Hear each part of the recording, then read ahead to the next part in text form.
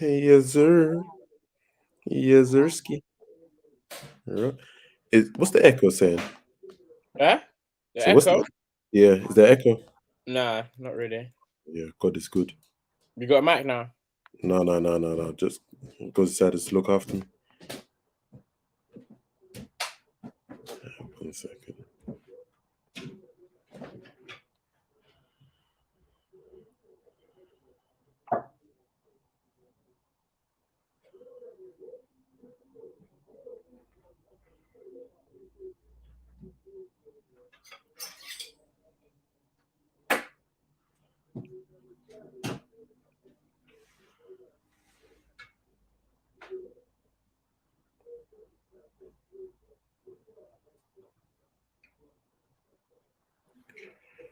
Cool.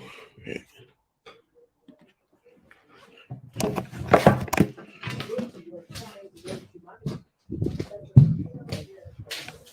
I become on passing. Still be my own.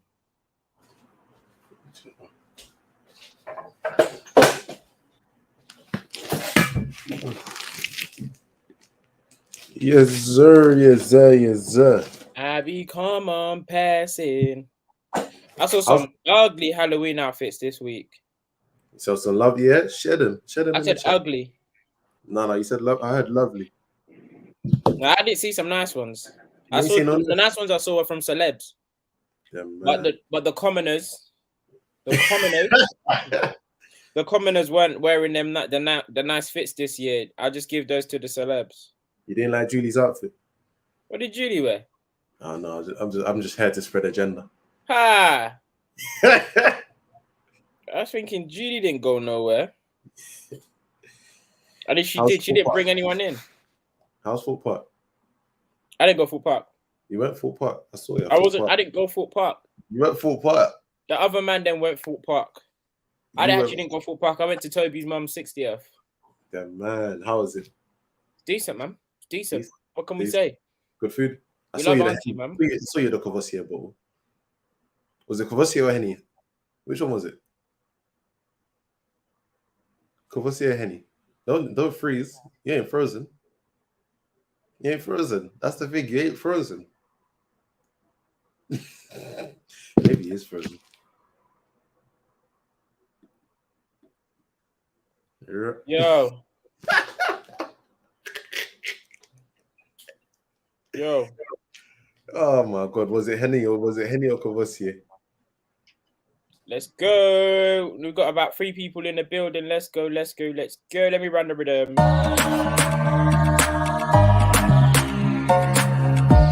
You are now listening to The Final Third. I think Pepe's so comfortable. Wow, you should be in Just need to shake him. You should be in prison. We bailed you out. We bailed you out to come and play this season. You're out here disgracing us. You should be in prison. You're facing charges. Hello, Yes, hello. yes, yes. We are back. Oh, what? Oh, you'll take you. Sorry, man. Go through. Go crazy. Yes, yes, yes. We are back. Thank you for joining us. I'm your host today, Oluwashemi Kante's cousin Lavish. Game week 13.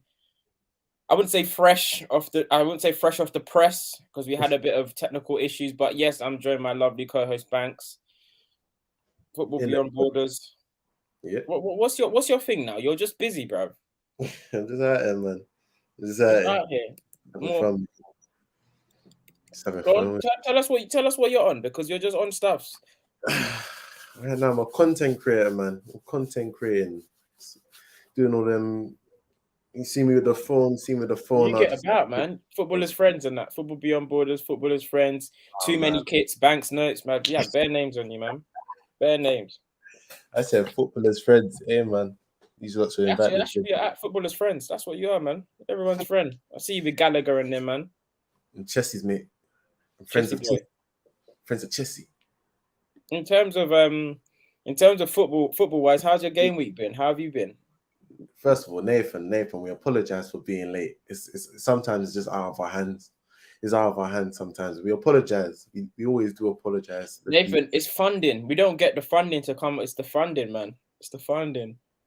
Tell Tim to open up the pockets. That's all we ever ask. Tell Tim to open up the pockets. Okay.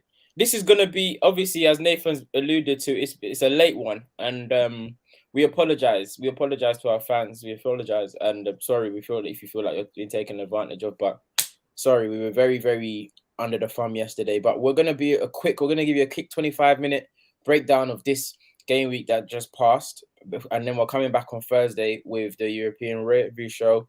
Banks, let's go. Let's kick off at Anfield. Oh, oof. Let's kick off at Anfield, man. You know the song we gotta sing first, man. You know the song we gotta sing. Oh my God, what happened to Virgil? Oh my God, what happened to Virgil? Are you blaming the goal on Virgil van Dijk? No, but the record's gone now, innit? The record's gone. 21. The state of the football world, that someone doesn't lose in 70 home games and we make fun of them. Record's gone. Sleep. Nap time. It's over. It's done. Nah, don't come with all of that. You ain't lost in 70 games. Nah, bro. We're here in the here and now. Time to face up to the music. Liverpool. What's so funny is that Leeds. It's just very, very, very, very, very. How good were Leeds? Let's just do that first. How good were Leeds? How good were Leeds? They weren't even great. They weren't great, but they had enough about them to take it to Liverpool, which is what's funny. They had enough about them to take it to Liverpool. In terms of the patterns of play, where was the game won and lost? Do you think it was in terms of the wings, the one-on-ones, the midfield battles, aerial duels? Let's start with the first thing. Liverpool keep conceding in the first 10, 15 minutes. You can't win games if you're always giving your opponent a head start. Whether it's a defensive mistake like last week or if it's just the team when it was Arsenal catching you out cold off the kickoff. You can't keep giving teams just quick start. You're not Liverpool 2019, you're not Liverpool 2020. This isn't the old days where you'd expect Liverpool to get back into the game or even like go on and really go and dominate the game. Like even when Liverpool scored their equalizer, Leeds were still very much in the game, creating chances, doing things that made them dangerous. Like if this was a couple of years ago, once Liverpool scored that goal and I think they scored the equalizer within like 15 minutes, they would have went and won that game 4-5-6-1. But this Liverpool team, let's make it Leeds focused. Let's make it Leeds focused a little bit more. So in terms of how Leeds are looking now, what is quite scary about that Leeds victory is that Leeds have no Premier League proven player, I would say. Leeds team's built on a couple of new signings that are making a name for themselves and youngsters. Is that exciting? Or is it like a ticking time bomb? Sorry, Banks. With Leeds, yeah. Where? It's because I was going to say one more thing, because it seems like for me, Jesse Marsh's tenure at Leeds or his job security every 4 games is under question. Jesse Marsh should come into the Leeds job and not for longer than 4 games has his job been secure. Do you know how like unstable that is? I think last season it was just about because Bielsa left them in the dog pile. They left them in the dog pile. Last season was about staying up. So let's wipe the slate clean because they stayed up. And let's be fair. The beginning of the season, it's not like they weren't playing well. Like they were playing well and they got some good results on the board. But they're finished like where Leeds have traditionally struggled since their return to the Premier League is up front. It's like bang ever since maybe September-ish. They just like they've created chances and there's been chances for them to win games, but they just haven't had that clinical touch enough times in the match. And it almost cost Bamford. That should have been 2-1. It should have been Bamford that scored the winner. It shouldn't have even been left to Somerville on the eve of his 21st birthday. It shouldn't have been left to him. Bamford, you take that touch and you finish with your right foot. That should have been you. But that's the sort of thing that's just been killing them. It's been killing them because I wouldn't necessarily say they've played terribly over the stretch that they've been losing games or they haven't won. I think before this game there were 8 wins, 8 games without a win. But it's not the thing is, go on. It's not like I can say for 6 or 7 of those games they held no threat, and it's just that they didn't finish their dinners. they're not converting chances. That's gonna kill you. That's gonna kill you in the Premier Leeds League. play good attacking football. And if I'm being completely honest, it kind of still has the imprint of Bielsa on it in terms of like they don't really stick to position as much as people think. Like it's still very frantic, but I say their defense has been steadied, as in like the defense is a lot more solid. But the same problem still lies in that they can't finish their dinner and they haven't got a batsman up top. And that, I think that's personnel related, as you can't coach Bamford to score or give you 15. He got it under Bielsa because it was just he missed as much as he scored. But the chance creation has gone down when you lose a Rafinha. The odds are gonna even out when it's a that sort of thing. The odds are gonna even out. I think they've given Bamford the Bamford thing a lot of time at Leeds and for helping them get back into the Premier League. He's gonna have a good feel. There's gonna be good feeling about Bamford, but I think that to go to the next level, a proper modern day striker, that's gonna They get. Callum Wilson. It's not easy, but go find yourself a Callum Wilson that's gonna guarantee. That's easy to say, but it's hard to find. You're right, but go find yourself that Callum Wilson mold.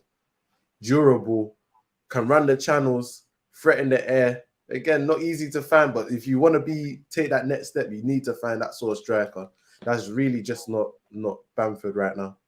Just quickly look into some of these comments. Man said Fabinho's 35. Ricky Bowley said, be fair, he's 34. Be fair. Like, what if we talk about Fabinho? Because again, it was just another midfield performance where he's just really just dragged all over. He's been bad. How does this happen? Because it's not unfair to say over the last like his decline. I understand what you're gonna say. Like decline was a bit too sharp.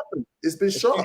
It's way too sharp. And if I'm gonna be honest, all I can say is this: it's very easy to isolate man. And yes, he's been bad, and you say Trent's been bad, Van Dijk's been bad, but collectively they've been bad. So it's like.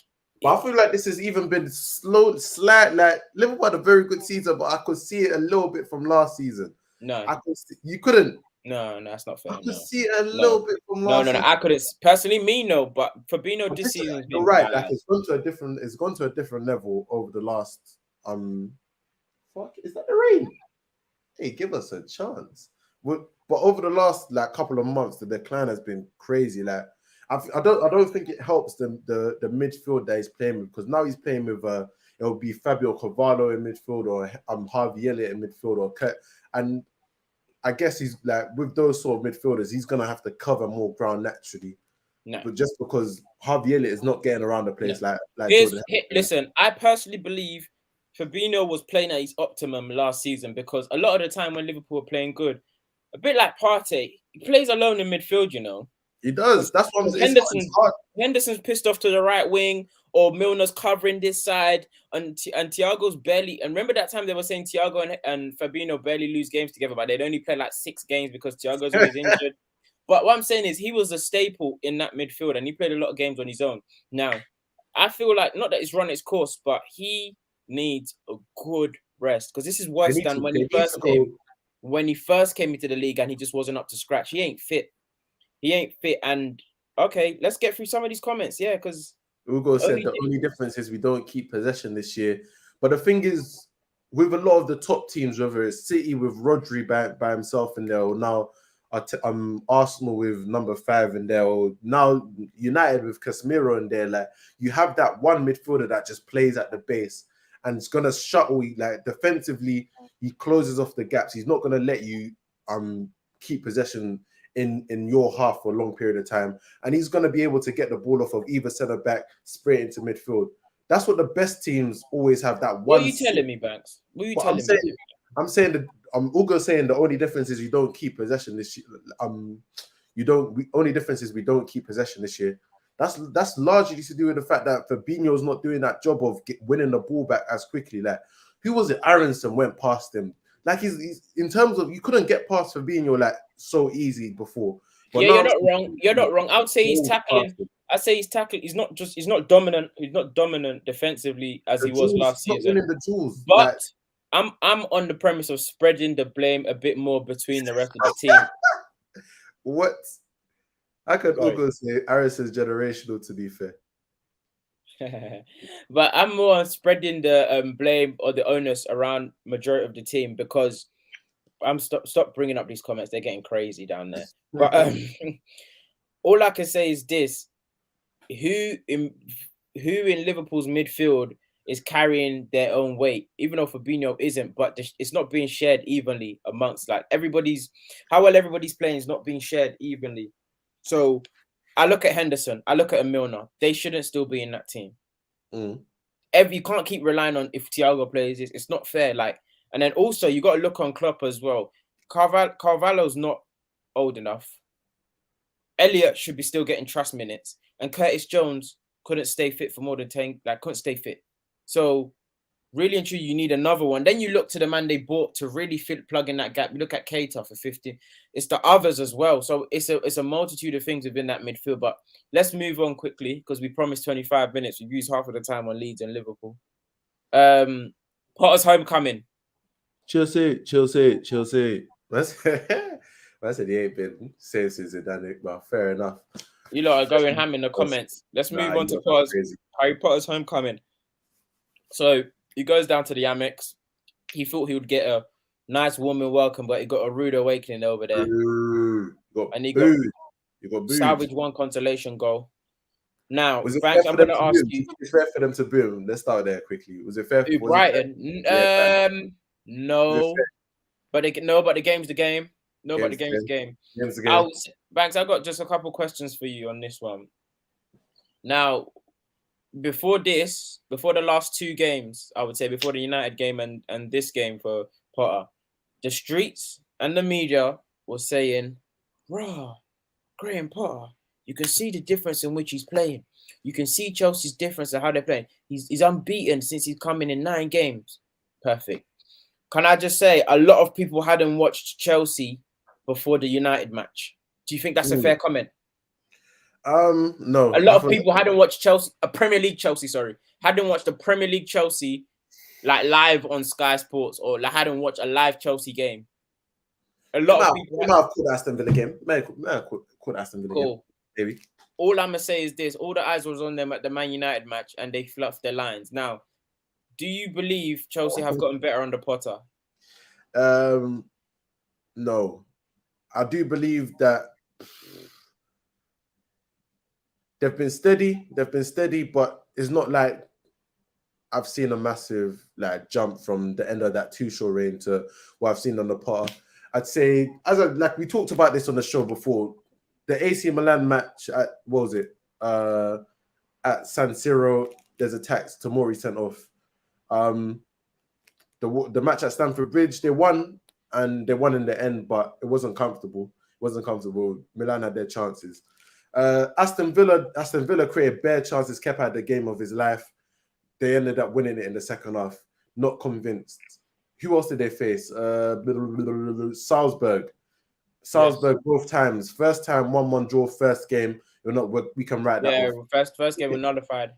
Second game 2-1 win. Steady. That's you do what you need to do. You win away from home in the Champions League. You do what you need to do. Who else have they played? Then Premier League, yeah. They didn't play Wolves, did they? I can't remember. Wolves, they did. 1-2-0, 2-0, 3-0. Yeah, again, that's Wolves. You're not learning much from beating this Wolves side. You're not learning much. But what I'm asked, what you've answered by not answering, more or less, you've answered it. I don't think there's been a substantial or a big enough change between Potter and Tuchel. And my point is, okay, continue. And I was just gonna say, is it a thing of he's just come, he's had 10 games, give it time, or is this it? That's the vibe I'm on. Because, as I said, I've like from the work he's done at Swansea and then Brighton, I've always thought Potter was a very good coach, and I was low-key very pissed off when Chelsea managed to bag him. But that this ain't the sort of thing that's going to happen overnight. Not with the players that they have, and just not with the players, not with the like what we've seen from them. Again, if we look at their players, they've got Kai Havertz. He's not showing you anything to say that we trust him to be our main guy. Mason Mount, spoken a lot about him. Again, it's not like he puts up the numbers, but then where would those numbers take you? That's always been my thing with Mason Mount. Like, I've never really been blinded by the numbers. Good player, but is he really gonna take you over the top? It's never, like, for me, it's never been that case. Again, who else are we thinking? Then it's just a whole lot. That's another thing with Chelsea. Like, there's always like a combination of two players that they say, if we play these lot, we're definitely gonna win. These are the two keys. Like, before, they were saying guys like ZX and Hudson-Odoi, or be Pulisic and Havertz. There's always a They combination. just have them on the rotation. That's Now it. they're Like, talking. I'm hearing Kovacic has got to start every game, and it's true. Kovacic is peak, but you're just hearing loads of names in rotation, and it's just like, which of them are consistent enough to say, yeah, we can rely on these lot for the course of a season. And look at their attackers. Right now, it's supposed to be Sterling, but he's not even like really hitting the heights that we know Sterling can hit right now. So, like, for me, it's not like I'm not expecting.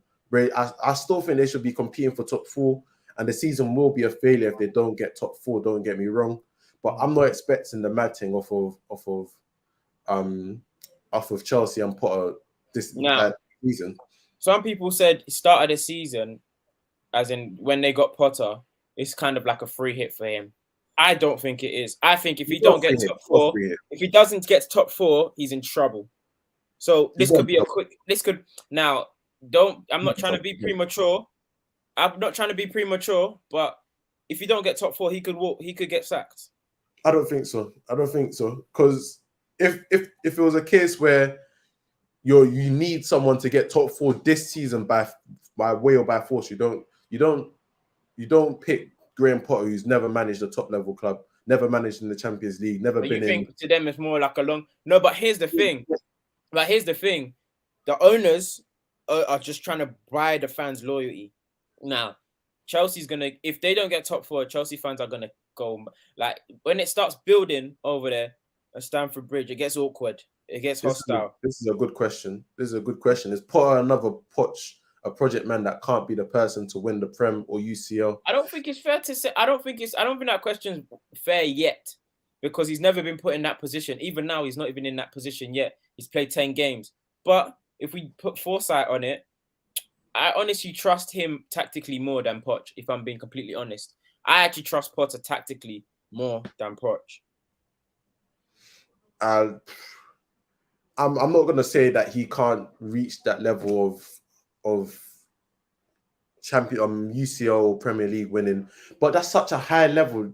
You have to give them time. You have to give them a chance to build a squad and something that's more in his image. But again, I don't know. It's a good question. It's a good question in the sense where I always thought Poch, if he was given the better resources or given more players, he could have possibly taken. A good manager wins with that Tottenham squad. No. Yeah, you do. I think a good manager. For me, a good manager competes with that Tottenham squad. A good manager wins something with that squad. Okay, that's a good manager wins something with that squad. And for me, why I'd say Poch, I trust Poch more than Potter more than Poch, sorry, is because I do believe if Potter gets it going to his best of his ability, he strikes more fear in me than Poch.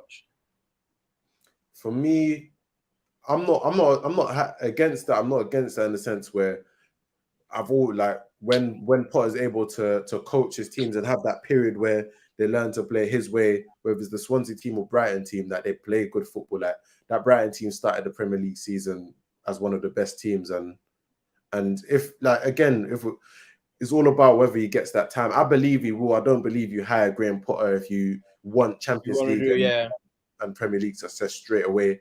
Like, he said, it's not going to be.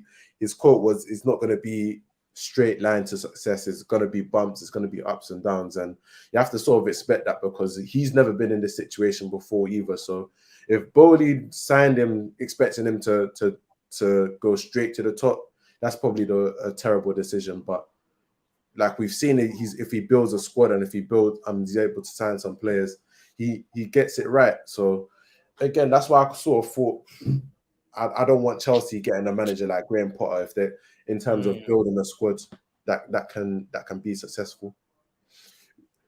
I think it's simple. They set Tuchel because he had his vision. Potter's happy to be here, fish out of water. Just gonna say yes, sir, and be controlled. all comes down to Bowley main character syndrome. All right. That, to be fair, I see a lot of Chelsea fans saying this as well. Like they think that Potter's just gonna be a yes man, except the players. I don't think that's fair. I feel generally I don't think that's fair. I don't think he's gonna be a yes man. I feel like he's come there to show what he can do tactically, and this is very different for Chelsea. He's just not a big name, and he does. All right. On that note, so anyway, we're gonna go to Spurs scraping at the Vitality Stadium. Your boy. Did you watch this game? Or did Who's you... my boy? Who was you about to say was my boy? What's going on? What's going on? Who was you about to say? Billing. You're sick. You're just sick. Billing. You're just sick. We'll go through that video and we'll pick out your boys as well. Billing. I know you had a couple howlers in there. You're sick. Billing's your boy, man. I said, how'd your boy come on at home losing to... How they bottle it 2? How they go 2-0 up and bottle it, man? Nah, look at you. Now you got all of them going. Nah, Billing's your boy. We'll never forget that. That's fair. He's made a very good career of him. He made a very good career for himself. Nothing wrong with that. Made a very good career. They're calling him a unicorn centre mid. He can play 6, he can play 8, he can play 10. Is that what I said? See, now I heard it in the podcast. I heard it in the podcast today. A little razzle dazzle. No, I heard it in the podcast today. I like you. You lie a lot. I like you. No, I didn't say you said it. I said they heard it in the podcast today. You heard? Oh, in the commentary. Yeah, no, don't stick him in the 6. Yeah, you ain't mobile like that.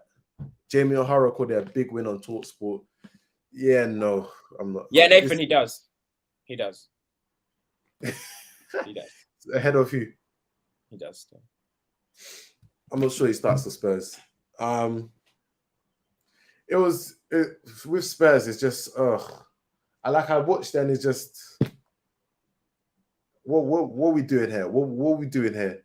Like this is one of those ones where as I've always said, if for me, you played this style of football, and it was the exact same with Jose Mourinho at Manchester United. Same thing. Play this style of football, go and win some trophies. Because otherwise, what the hell are you really doing? There's no point. You're not playing this football to scrape with Bournemouth. You're playing this football to get to Champions League finals, to dig out Premier Leagues, to scrape FA Cups. You're playing this football to win silverware. Like, there's no way you should be trying to jam top 4 with this style. Top 4. There must be a better way to do it. There must be. Harry Kane's not a killer. Harry Kane's not. Thank God Shearer got that Prem at Blackburn and moved to Newcastle. Harry Kane is not a killer. Because that's what you do. You shouldn't be there for this. Why are you scraping against Bournemouth? Not specifically Bournemouth, but just looking at his legacy. I'm deviating. I'm sorry, but Conte's ball is literally like you play this way, and if it doesn't work, it's gonna combust, which it is gonna combust because this is a very short-term fix. These little putting plasters over big ass wounds. They win against Bournemouth now in the media, and everyone's saying, "Oh, great Conte, showed a great fight, great power." Stop commenting on result and let's comment on what we can actually see in front of us. This is not sustainable. I think Liverpool and Spurs play each other this weekend. Yeah, Tottenham haven't won an away game all season. And they haven't won an away game all season, and they travel to flipping Anfield. Is it Anfield? How has he not been criticised? And this is why it's literally winning changes everything. Being successful changes everything because think about how they treated Bruno Fernandes in this country up until he stopped getting goals and assists. They made it sound like it was a disgrace. He wasn't on the Ballon d'Or platform. But we could see with our eyes this guy wasn't good. We all saw the performances, what he was giving us. But as soon as there was a goal or assist in the equation, they all acted as if the performance was perfect and nothing wrong. It's the exact same with Tottenham. Like until this, because right now they're what? I think they're third in the table, 6 points behind you lot. Yeah. 4 points behind Man City. Like no, they're more than 6. Yeah, about 6 at this point, if you look at the table, like if you're just looking at the table, if you told somebody that didn't watch football, and you just told them to look at the table. Don't say Tottenham's doing all right. Yeah, they're like, why is everyone angry at Tottenham? But you can see it. You can see it. And until it falls apart or until it falls away, nobody's going to be onto Tottenham. Nobody's going to be onto Conte like that. That's the way of the land. That's the way this land is. But somebody has to call it out. Somebody has to see it. In terms of the game, do the job, man. Bournemouth, don't throw away a 2-0 lead. I swear it was in like the last 20 minutes that Spurs scored all their 3 goals. All 3 goals. In the last 20 minutes. What are we doing over here? You could do better than that. Gary O'Neill. I think that happened with Arsenal as well. 3-3 or 3-2. I can't remember. Giroud back in the day. Oh yeah, back in the day when you look going back and Giroud started dancing. Yeah. Yeah, no, Bournemouth, don't throw away from there. Oh, is that Hotspur Stadium? Oh, no, it's Liverpool. No, it wasn't. Hmm? No, it wasn't. No, I mean the Liverpool match. Oh, okay. FPL leaders. No, quick, just a quick one. You got to talk about Reece Nelson, man. Got to give him some flowers. Oh, yes. Listen. Got to give him some flowers. Listen. The thing about Reece, like, it's calm. Like, we're not. It's calm. It's actually calm. Like, first game of this is his first Premier League game of the season. Youngsters. The actual thing about Haaland, they actually breed youngsters on the regs, so it's calm. Shout out Reece Nelson for the brace and the assist. We actually breed youngsters on a regular. It's actually getting boring now. But Reece Nelson, big up you coming on and shutting everyone up, showing everyone what you're on. You did well, brother. Keep it up, man. It just goes to show like Saka comes off and then the levels don't drop. You know what I mean? 2 goals and an assist. But yeah, we got Chelsea this weekend. Hopefully Saka's back. If not, Reece Nelson has shown he's more than able. Haaland, stand up. Haaland needs to stand up and be counted for because they talked to us about the class of 92. But really and truly, after that, what else? You know what I mean? Haaland's got to stand up and be counted because it's actually crazy some of the talent. We're not getting into this because if I ask it's actually crazy some of the talent. If I ask you to name names, it'll get ugly. But yeah, Reece Nelson. We're not here to bring down youngsters. That's not what we do. But if I ask I'm not bringing down youngsters. If I ask you to name names, it will get ugly. It will get ugly and it will get contentious.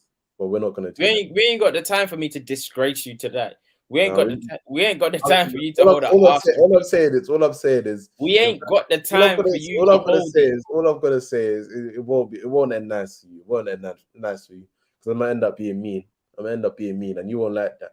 We'll end up being mean. Like if you can name a youngster in the new era that's come out that's had a better career than J-Man or Thomas, we can go. But on that note, finding Neto. That's where we go to FPL. Finding Neto.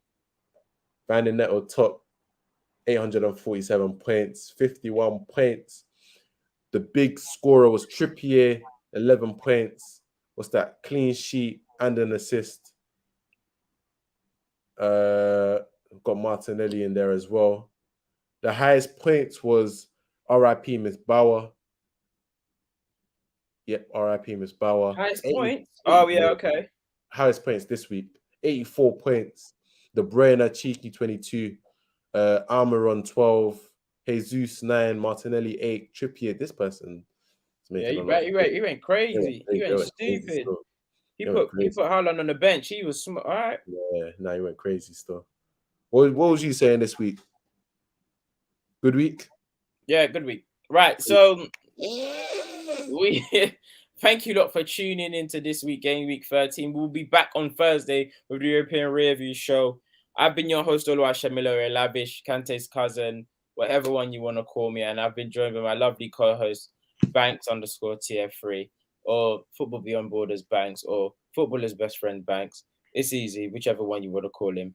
And nice to hear from you. And have a good night, everyone. You are now listening to The Final Third. I think Pepe's so comfortable. Wow, you should be in Just need to shake him. You should be in prison. We bailed you out. We bailed you out to come and play this season. You're out here disgracing us. You should be in prison. You facing charges.